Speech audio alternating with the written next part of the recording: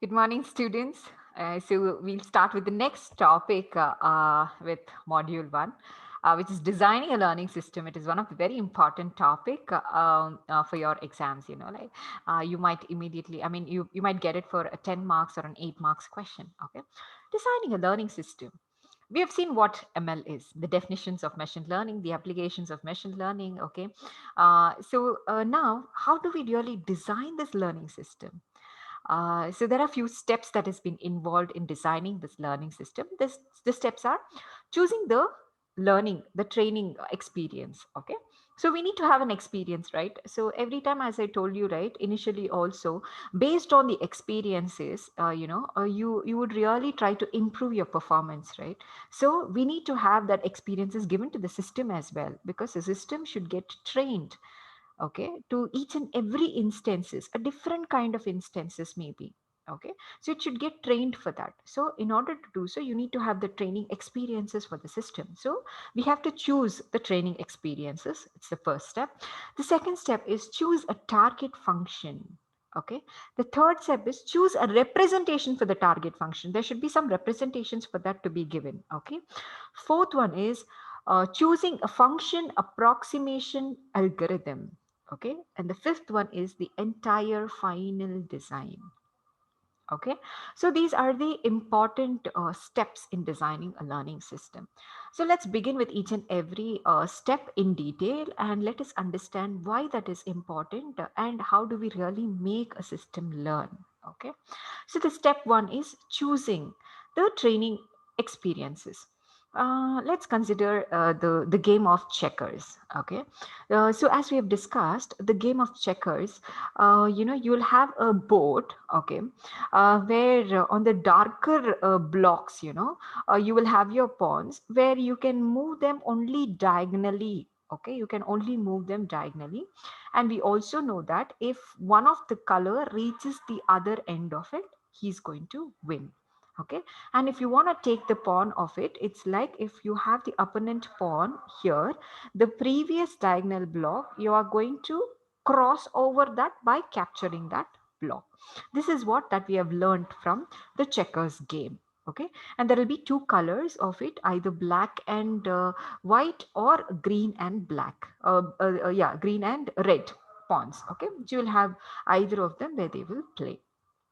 So you know the board states, you know the pawn colors, and you know it has to go diagonally on the block, the darker blocks, it has to go ahead, and if it reaches the other end, he's the king, right? So these are few points we know about how the game of checkers are being played. Now, if I have to collect all those data, okay, so how am I going to collect it? Whether it is a direct way that I'm going to collect it, or it is an indirect way that I'm going to collect it, is what I have to know. What is a direct way of it? A direct way of it is a person who's a trainer, he might actually have played a lot of games. So he would know, okay, when I'm going to move like this is what I can perform, right? So he would have got a lot of things in his mind, right? So we will consider all of those instances. We will consider each and every move here forms an instance. Okay, so an instance is, we're going to represent it along with what its action is. Okay, so those instances, whether I'm going to directly take it from one person, all the experiences of him, and I'm going to represent it, or an indirect way is each and every person will have his different view, okay, his different thinking, and he might play accordingly. Maybe there could be different colors in the state board, there will be differences that is coming up, right? So how accumulative I'm going to make it, okay, with the training data. So let's check out with that direct and indirect way of it. So what is this? So choosing a training experiences, whether the training experiences provides a direct or an indirect feedback regarding to the choice made by the performance system. What exactly the direct means?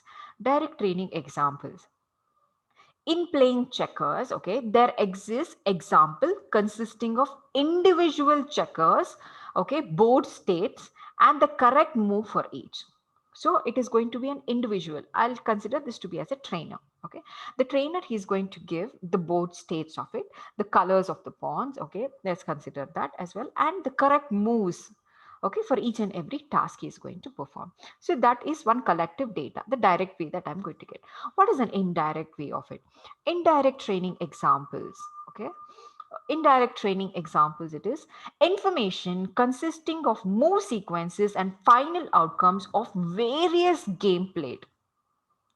It can be any person who has played it, okay. So various game played. So one side, one, I and my friend, we're going to play on one board where the pawn colors are white and black. On the other side, there's one more game that has been played by other friends where the pawns of it are red and black, or red and green. Obviously, even the color, okay, the pawn colors are changed now, right? So which means that each and every individual will have his own thinkings. You will get a lot of instances for that, okay. So it consists of a lot of sequences in their moves and their final outcomes of various games, okay. So the problem faced with the learner is that, okay, determining the degree to which each move in the sequence deserves credit or blame for the final output. Okay, this we call it to be as credit assignment problem. What is this credit assignment problem? Okay, let's take the game of chess, which is something which we are frequently being using it, right? We are frequently playing with it. So the chess game, what do we do?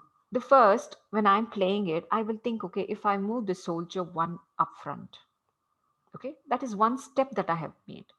So the other person or the opponent, now he's going to take one move from him, from his side, okay, but I have to think that in prior, because when I'm making a move here, I have to think on his board states, okay, whether his board states, what is the opponent going to make a move, and again, how could I react to that? At least one or two sequences ahead we think of, right? We have to. So when I'm making this move, what will the opponent make a move? We'll check for that. So if the opponent is going to make a move like this, what can I make the next move? The degree to which each move in the sequence. So one move when I make, this is what the other moves will happen, right? So that degree of which we think out, right? So the problem faced with the learner is that he has to think of determine the degree to which each move in the sequence deserves a credit, because there are a lot of scenarios, like when we are playing, one such move that we made, we would have lost the game, right?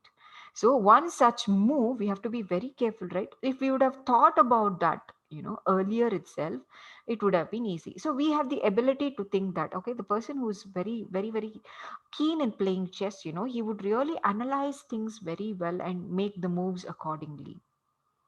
Okay, but we have to similarly come up with a learning system for the mission to think, how we are thinking about the degree of moves that we are making from way to way that we make, so that we get either a credit or what move made us to lose the game. Okay, so that learning experiences of ours, we have to feed it to a system, to a machine.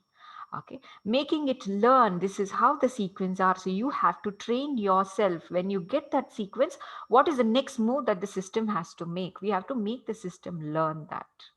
Okay, so that is one, what we call it to be as the credit assignment problem. Okay, so we're making the system learn in the direct way as well as in the direct way, giving the credit system for the telling that, okay, this is what you have to think about, the degrees in which one move has happened, how you are going to react to that move. Okay, how well it represents the distribution of the samples over which the final system performance P must be measured. As I told you, right, you have to have, when we are going to play with the checkers game, what in case we do not have the king moves, because it has reached the end of it, so it's going to be the king, right? So what in case if I don't cover that scenario?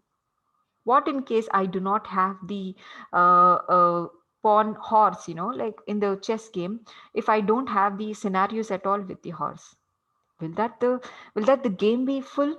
Like all the moves, are we really going to train the system for that? Is it full? No. So we have to make sure that we have a complete distribution of examples. Example, if I give you, I'm very unknown of cooking. Okay, let's consider that. I really don't know anything in cooking. So in that case, when I am learning something to do, my mom would have told me like a white colored substance has to be added, right? A white color substance. What is a white color substance here? The sugar is white, salt is white. If I tell, okay, crystals, small crystals of sugar, same small crystals of salt also, you get it, right? So when you add it onto it, it makes, so you have to be aware of things. Okay, what is salt, what is sugar, a molecular structure of it, that is too beyond to us, but still we have to get to know the difference of this before we add it, right? A similar way, we have to give that distribution of knowledge to the system as well, to make sure the performance based on whatever we give the input to it, how well it can think over, such that the performance of the system actually comes up much more better. Okay, fine. Here, this is what we have seen in the checkers learning problem. The task T is playing checkers. We're going to play the checkers. The performance metric P, okay, is basically the percentage of games won in the world tournament. That's the performance measure, okay? We're going to tell, okay, these number of the games, these are the inputs that we're given. These number of the games are the winning games, okay? They have already won, okay, in the world tournament. And the performance is being measured like this. So we're going to input that. What is the training experience is E. Game played against itself. You see, you try to improvise yourself by playing more and more. Okay, by yourself. There's a term, right?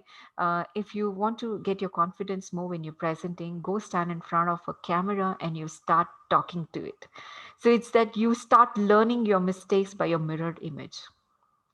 Similar analogy here. Okay, the training experiences games played against itself. It will start learning more. When it has made a mistake, it starts correcting itself. Okay, so in order to design a learning system, we have to choose the exact type of knowledge that has to be learned, the correct moves.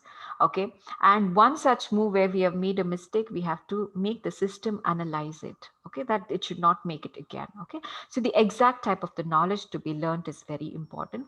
A representation for this target knowledge, there should be a representation. Okay, what are the number of, okay, what are the instances that we want, what are the number of weights it is having, all of those things it has to be given, and a learning mechanism. Okay, these are the very important things that we have to choose with respect to the first step, choosing the training experiences. Okay, the next is choosing the target function. What does this choosing the target function mean? Okay, see, the program needs only to learn how to choose the best move against the whole legal moves. Okay, as I told you, right? One move that you make, you will lose the game. One move that you make might win the game. Okay, what exactly is that move that makes me the best among the legal moves that I have? You know, you have to choose that, or you have to make the program learn such a way that how does it choose one such move, okay, that it makes the best among the other moves that it has. Okay, so we have to do that. To make this choice to be learned, a program or a function that makes or chooses the best move for a given board state is required. So the same thing as specified. If I have a set of moves, how do I choose that, okay, this move actually is going to be applicable for me at this current state that I am. Okay, that's the best move that I can make the system. I have to make the system learn like that. Okay, so I have to choose something or make it do that. How do I do it? Okay, so such that there's a function that I'm going to take over here, which we call it to be as function choose move B towards M. B is the board state that I am and the current move that I'm going to make. As I told you, the move is where the best move that I'm going to make in the board, such that I'm going to win. So among the current boards, among the current moves with the current particular board state, what is that move that I'm going to make such that it's going to be the best? Okay, that move is what I have to figure it out.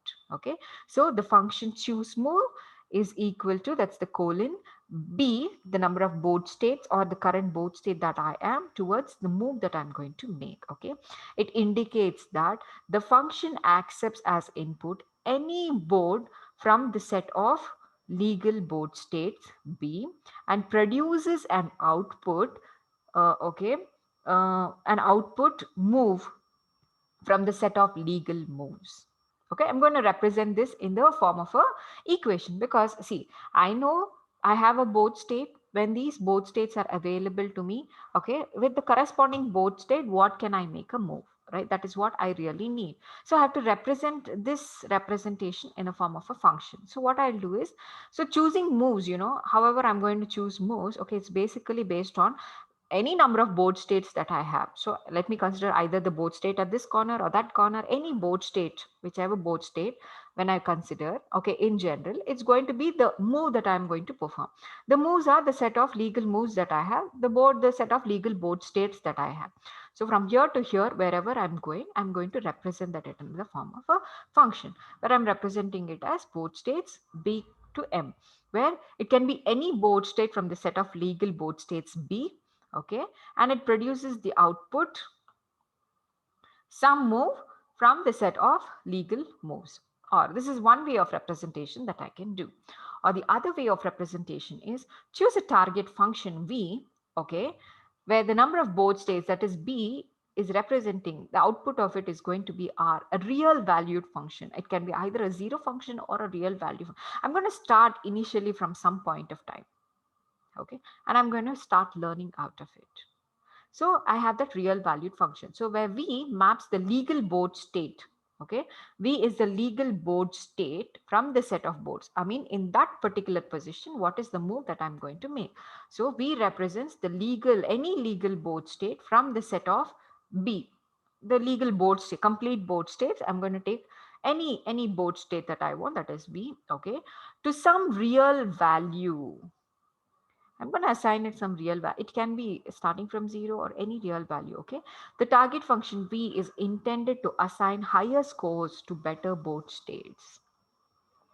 So when I meant, okay, I'm going to start from somewhere, once I make a mistake itself, I'll get to know that I have to not do that, right? So I'm going to start from some point of time and start going to move. And then again, based on my learning experience, it is easy for me to go ahead. Okay, so these are the two important functions with respect to the current problem of designing a learning system with respect to the checkers problem. Okay, so the first step was identifying the training experiences, choosing a target function. So the target function that we have chosen is either I can choose move colon B with respect to M. So any board states that makes a move of with respect to any legal moves that I have, or I can consider a target function V with respect to B hyphen the arrow R. Any board states starting from the real board moves. Okay, any of the moves that I want to take.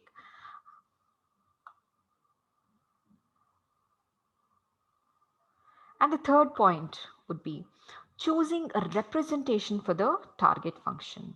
We have seen what the first 2 points does. Now I have to check out, okay, what does my target function is going to do? Okay, choosing the representation for the target function. So I have to make that representations, right? I have to make sure how that environment looks and how exactly that I'm going to perform it.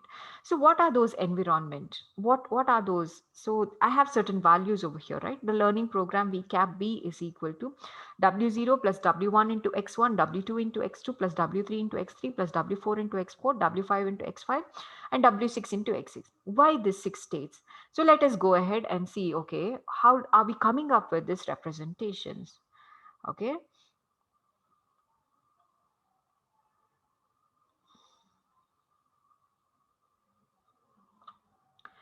This X1, X2, X3, X4, X5 and X6, they are basically the boards states. Okay, so X1 is going to represent, okay, these are the board states for the black pawn. These are the board states for the red pawn. So as I was stating, the values of X1, X2, X3, each and everything has a term assigned to it. So X1, okay, X1 are what are the number of black pawns on the board? Okay, X2 are the number of red pawns on the board. X3, it is the number of the number of black kings on the board. The number of red kings on the board is X4. X5 is, see, the number of black pawns which is threatened by red. X6 is going to be the number of red pawns which is threatened by red.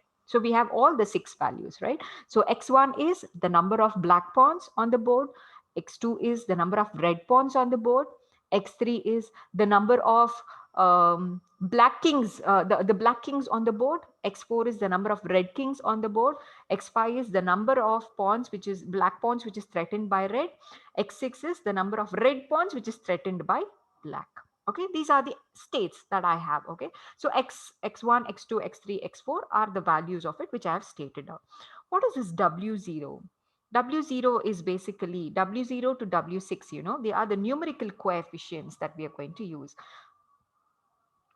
In the next classes, basically, we'll be checking out these W1, W2 as basically the weights, okay, weights which is associated with the particular input, that is the X value of it. Okay, so these are certain weights. Here we are just going to consider it to be as numerical coefficients, but I'll tell you what is the advantage of using weights with respect to the neural networks or the upcoming classes. Okay, but just keep it in mind that these are the numerical coefficients which has been added to that particular input instances. Okay, so the coefficients or the weights to be chosen for learning the algorithm. Okay, choosing the learning the algorithm. Relative importance of various board features in determining the value of the board W1 to W6 is.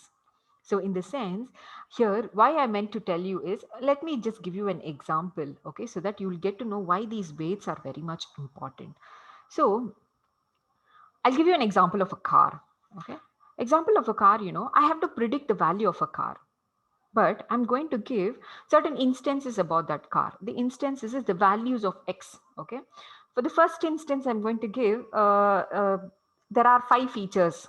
Okay, for that particular instance, the 5 features are what is the model of the car. Okay, what is the number of seatings of the car, whether it is top roof open, it is an automated or the normal driving system. And the fifth is it is a 5-seater or a 7-seater. Okay, so I have all of these features that I'm giving. Now I have made the system learn. Okay, I've given around 100 instances. Okay, 100 instances, each model. Okay, one student. Let's consider. Okay, whichever the one that I have, I'm going to give that. So I have the things. Now what I do is I make my system learn. Okay, with all of these instances, I'll give a new test instance. The new test instance is I'm giving, okay, a test instance. It is a 5-seater car. It's a Mini Cooper. I told you model of the car, right? I'm giving a Mini Cooper. It's a 5-seater of the car, and it is an automated driving system. Okay, and I'm telling it's a diesel or a petrol car. Okay, it's a top roof open. So I've given the instance, new instance to my learned system. With whatever the input it has given, now it has learned the system and it is telling the value of the car is 10 lakhs. But we forgot telling that, okay, there was a brand associated with that, because you get a similar options in a lesser available cars as well. But the brand makes a more difference, the cost of it actually increases. What happened over here? My actual cost of Mini Cooper, I'm giving it as 40 lakhs, but it is telling us 10 lakhs. There's a huge difference from my system, whatever it has learned, because the instances that I gave was also like that. I did not take the value, that is the brand option over there. If I have given the brand option over there, according to that, it will also calculate the cost of it. Okay, but I did not give that to the system. So what happens? It gave me, so there's an error difference that I've observed. There's a 10 lakhs car, okay, it's giving me, and actual price of that car is 40 lakhs. So there's a difference, 30 lakhs difference that I'm observing. Then what I do, I will give, okay, the weightage to that, telling, okay, I'll add the brand column into that and tell, okay, the brand of it is BMW, or it can be Kia or Hyundai, or Audi. Okay, I'll give the brand of that cars. Now, okay, the input instance that I gave along with its prices, right? My system has learned that and it has come up. It's trying to, so I'm going to give a weightage to that. What was the weightage here? So X1, X2, X3, X4, and X5. X1 was the model of the car. X2 was the 5-seater or the 7-seater of the car. X3 was whether it is an automated driving system or the normal driving system. X4 is the top roof open or not. X5 is whether it is a diesel or a petrol engine, right? So I'm going to add a weightage to it, telling now I've added a new column X6. the weightage that I'm going to add is telling that X6 should be given more weightage because the brand makes a higher priority. So that value that I'm giving the weightage right over here is W. So W6 will have a value higher with respect to X6. X6 is that column, right? Brand is my column. So I'm going to add that W6 to X6. Okay. And a lesser weightage to X5, X4, X2, X1. Okay, so W1, W2, W3 will have a smaller value comparatively to W6 because X6 column has a more weightage to that. Okay, so I'm adjusting now. I'm telling my system also to learn such that you have to add weightage to this. So only then you can come up with a better learning system.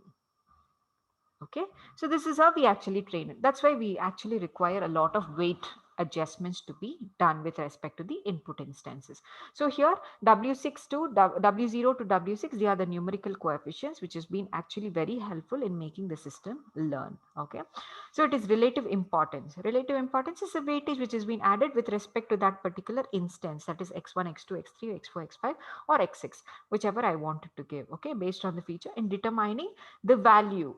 As I told you, my prediction, I have to check out whether I'm getting a right prediction. I have to decrease the loss value. Loss is 10 lakhs minus a 40 is 30 lakhs loss.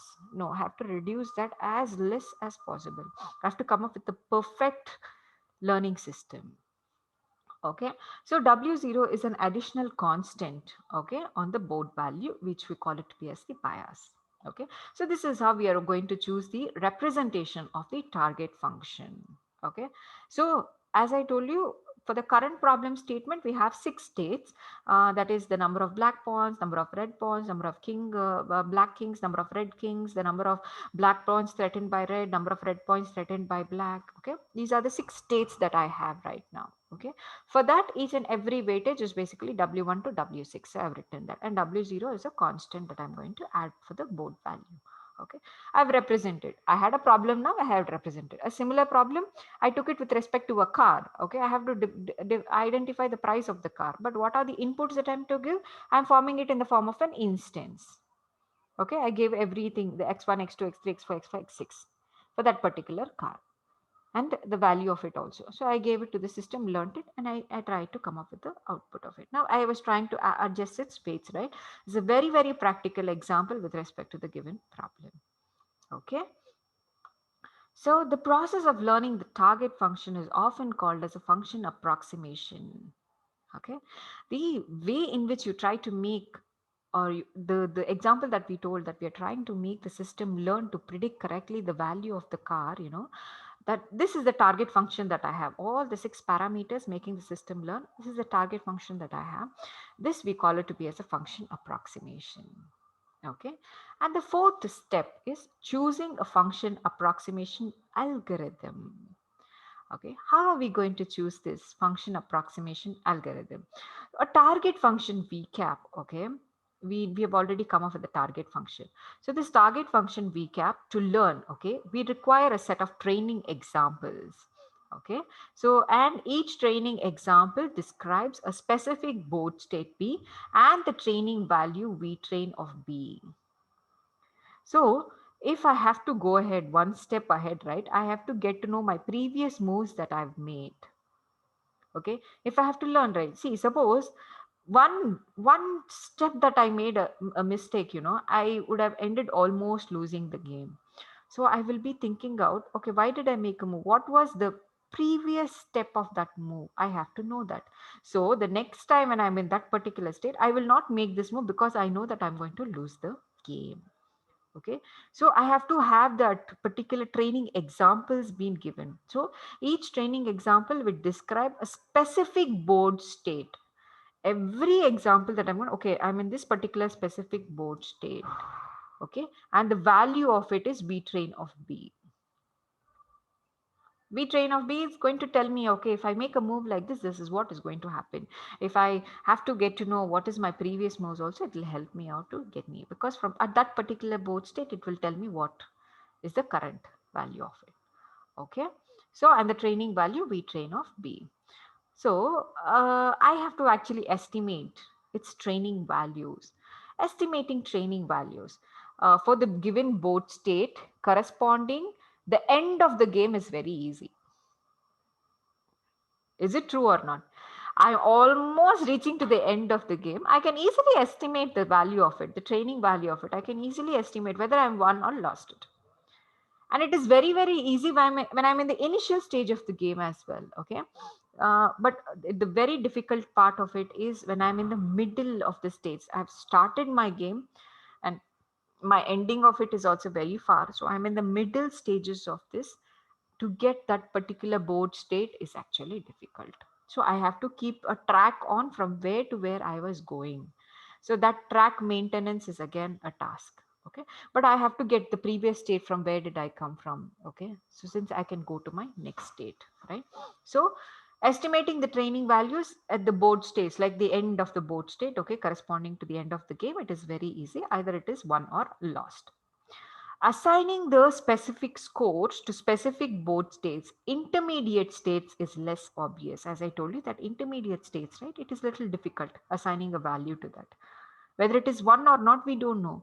We have to get to know either the probability of it is winning because I make this move. This is what the probability of it, I am winning the game, or this is what the probability of it, I'm losing the game. I can only give that, but even that I have to get to know the path from where it has gone from one state to the other state. Everything it has to keep track of it.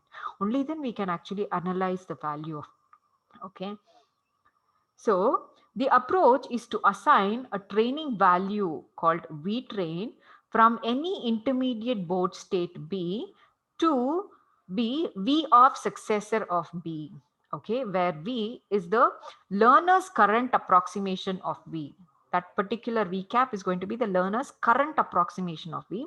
And whereas successor of B denotes the next board state following the B for which it is again the programmer's turn to move.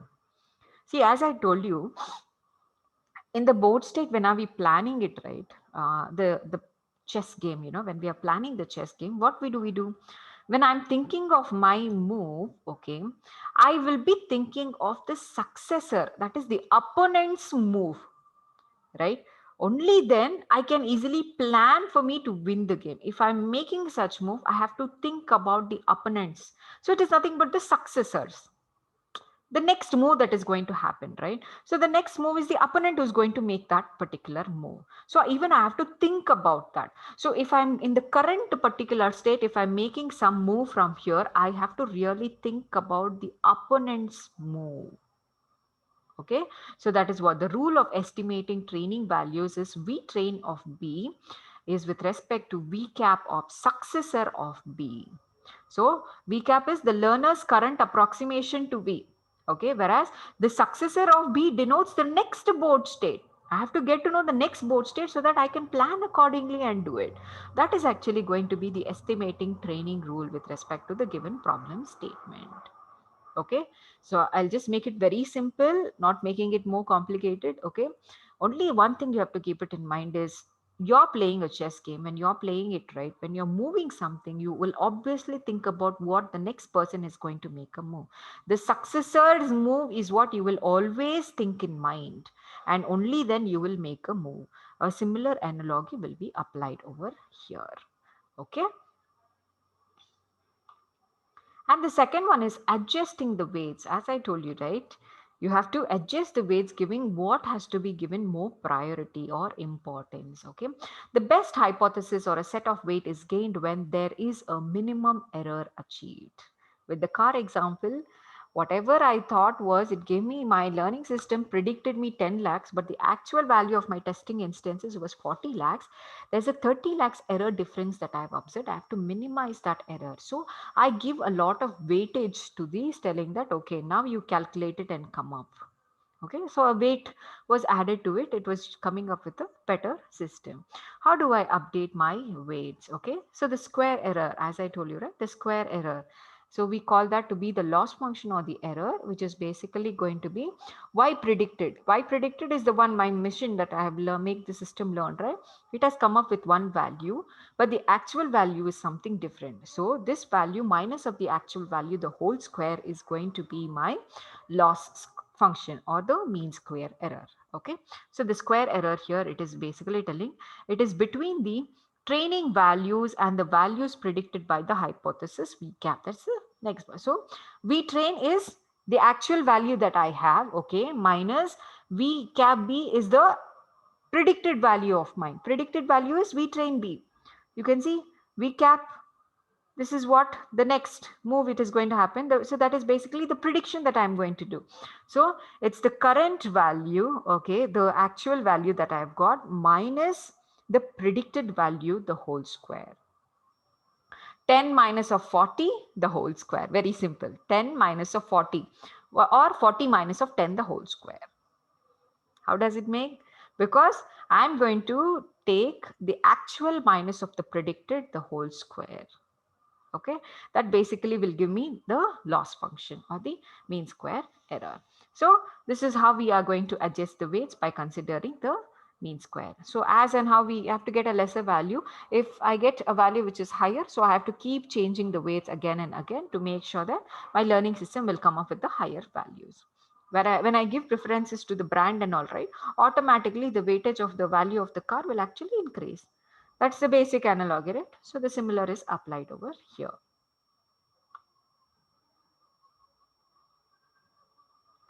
So several algorithms are known for finding the weights of the linear function that minimize E.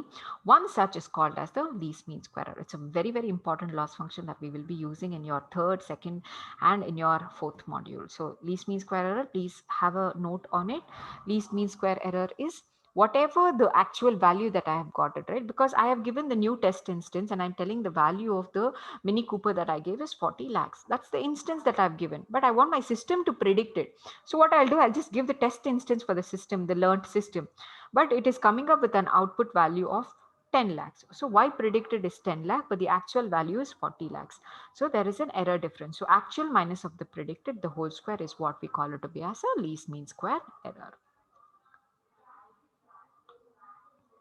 So as I told you, right, we have to update the weights. How am I going to update the weights? The updating weights is done over here. LMS weight update rule. There's an update rule that we perform. Okay. For each training examples B, we train of B. Okay. For each training example, as I told you, each training instances that I'm going to give. Okay.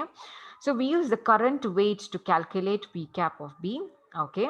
For each weight WI updated. So you can see that WI, for that particular instance, whatever I get, the older value. So WI might have older value. Okay.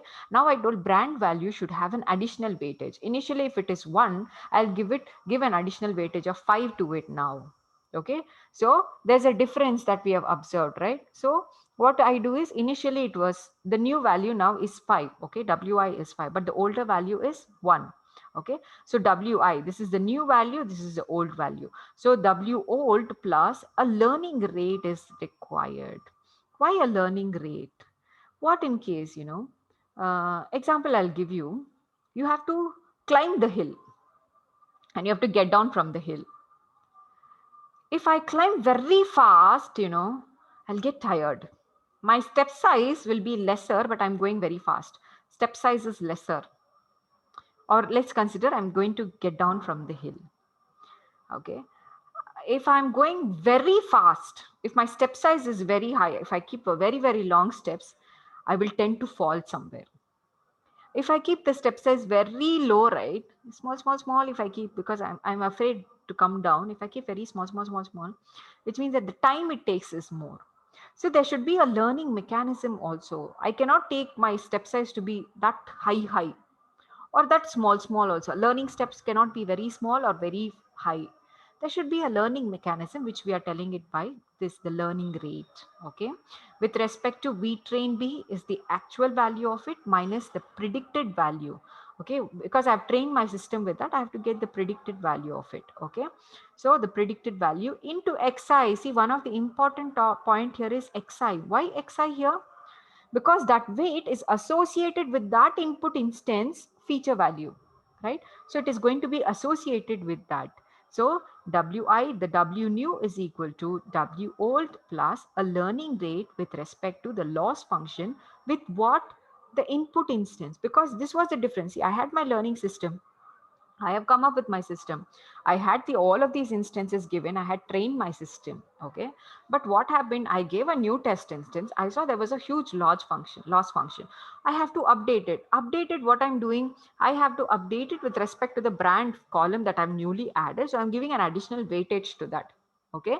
Weighted is that also it should go in steps. It should go in a better learning mechanism. So in order to do that, what I do is the loss function wherever I get, right, that value with that corresponding x value, because of that I would have had an issue in the learning. Okay, with its corresponding x value, I'm going to add a lot of weightage to it. Okay, so wi plus the learning rate into the loss function, which is nothing but the x, that is the v train of b is the actual value, minus v cap of b is the predicted value from my system. Okay, so whatever I'm predicting it, I've predicted it into the corresponding xi. So this is basically your LMS weight update. Okay. And the final one is the final design. I have to design something, right? I have to make all of these things, that whatever you have performed, into a better structure of it. Okay. The final design has 4 important blocks in it. One is the performance system, the critic, the generalizer, and the experiment, the experiment generator. Okay. There are 4 in that. Let's see one after the other in detail. So the performance system. Okay. So this is the diagram that looks like. So I have the performance system. Okay. I have the critic. I have the experiment generalizer. The generalizer and the experiment generator. Okay. I have these 4 blocks over here. What is each and every block doing? Let's check it out. Okay. Performance system. See, it takes instances of the new problem. I have given the new problem, the car problem that I immediately constructed for you, right? I have the car problem. So that's a new game here. I'm going to pass that as an input. It has to produces the traces of solution as an output. What is that output? It has to predict me the value of the car. This is what I wanted. I've created a system for that. So that's the performance. The problem, whatever I'm going to tell you, right? Okay. It takes the instances. It starts from taking the instances of it. So it is in the first step, performance of the system. Okay. Critic. It takes the input, the history of the traces of the game, whatever it has taken, right? It is now considering all the history has been collected. I've collected all the information and I've kept it. Now what I'm doing is I'm going to use that as an input. It takes all the history, okay, of traces of the game, and it produces the output, a set of training examples of the target function. Okay, critics are basically, it will only take what is required for the system. So it will take all the input of it, entirely only required content of the system, which is with respect to the concept, it will consider them. Okay, and it will now start utilizing it. So what does critic does? I have all the training data, I have the data that is available. From that, it is going to it takes all the inputs from the history that I've been collected. Okay, and it produces exactly a set of traces, okay, examples, or a training data, in such that all the values of it is correctly maintained, okay, without any error in it or anything. It completely has that set of training samples now for the target function. Okay, it's now going to give it for the target function. So all, like distribution of data, every other content of it, it makes sure that it all has it. Okay, but the training data is ready now to be used. The generalizer, it takes tasks as an input. What was the task here? Each and every instance that I was passing, right, from the training data, now that will take the example. From the examples, it will take the task as an input, and it produces an output. Okay, that is the hypothesis, that is its estimate of the target function. So it is going to come up with certain measures such that it is going to best fit the solution. Whatever I'm going to come up, right, it's really going to best fit the given problem statement. So like that, generalizer will come up with a model. Okay, it will come up with the hypothesis for that, with the target function. And finally, the experiment generator, it takes the input of the current hypothesis and outputs a new problem. What it will do? Only whatever the given instance I gave, but there could be multiple instances as well. It will come up with again a new problem for you to think. So you have to again come up with another test instance. So it is a cycle. So you can see here, a performance system is basically, it is trying to collect all the data that is required for you. Okay, so it will collect the history of it. Now the critic, it takes these histories and comes up with the exact training samples like this. B1, B train of B1, B2. It gives all the data that is required to that. Okay. From there, the generalizer, it will take the input of this and it will come up with the best hypothesis that best fits the solution. From here, again, it will identify, it will take that input, it will identify a new problem and it will give you. So this step continues and it will make the system learn, so that any move that it has been doing, it will think as how we humans think prior. Okay. So this is about designing your learning system. If you have any queries, you can ask me. If not, we can stop for the topic so that we have completed this entire topic of designing the learning system. Thank you so much, guys. We'll see you in the next class. Okay.